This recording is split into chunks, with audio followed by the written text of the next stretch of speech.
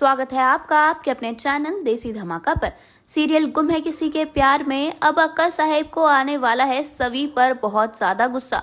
जी हाँ दोस्तों, जिस तरह अब सवी और ईशान पूरी रात बाहर थे तो अब इसके चलते दुर्वा ने अक्का साहेब को बुरी तरह भड़का दिया है कि यह सवी अपने ईशान दादो को बुरी तरह जाल में फंसा रही है।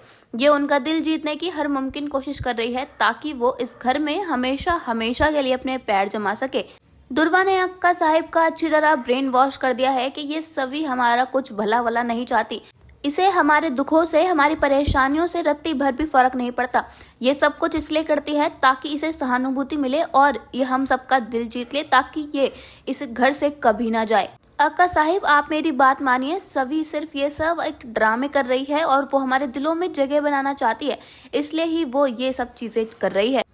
जैसे ही उसकी ताई ठीक हो जाएंगी तो वो उन्हें भी लेकर इसी घर में आ जाएगी। वो इस घर को छोड़कर कभी भी नहीं जाएगी।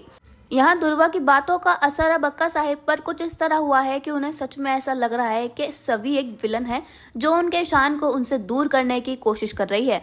यहाँ अब सुबह सुबह जैसे ही ईशान और सवी पूरी रात बाहर रहने के बाद अब घर आएंगे तो यहाँ अब अक्का साहिब राशन पानी लेकर सवी पर टूट पड़ेंगी और कहेंगी कि तूने मेरे ईशान को कहाँ अपने किस काम में फंसा रखा था जो वो पूरी रात घर ही नहीं आ पाया। तू मेरे ईशान को अपने चंगुल में फंसाने के लिए इस हद तक गिर जाएगी, ये तो मैंने कभी नहीं सोचा था। अब मुझे अच्छी तरह समझ में आ गया है कि तूने अनवी और दुर्वा के लिए जो कुछ भी किया वो सिर्फ इसलिए था ताकि ईशान तेरी साइड हो जाए, तू उसका दिल जीत सके और फिर तू उसे हमसे और रीवा से छीन ले। लेकिन मैं अब तेरी सारी चालें समझ चुकी हूँ और अब तेरे इस बहकावे में बिल्कुल भी नहीं आने वाली। इससे पहले तू और कुछ काम बिगाड़े, अच्छा होगा कि तू इस घर से चली जा। अब तो तेरी बहन को भी होश आने वाला है। मैंने हॉस्पिटल में फोन करके पूछ लिया है, उन्होंने बताया है कि तेरी बहन को अब जल्दी ही होश आ जाएगा, तो इसलिए बेहतर रहेगा कि अब तू हॉस्टल में शिफ्ट हो जाए। अब तुझे ना तो हमारी जरूरत है और ना ही इस घर में रहने की, और हॉस्पिटल के खर्चे की चिंता करने की बिल्कुल भी जरूरत नहीं है।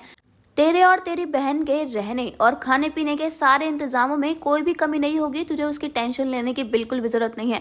तू बस मेरे परिवार को और मेरे ईशान को बख्श दे। दोस्तों, यहाँ अक्का साहिब की बातें सुनकर अब सभी को बहुत ज्यादा शौक लगने वाला है, क्योंकि उसके दिमाग में तो ये बात कहीं से कहीं तक भी नहीं थी।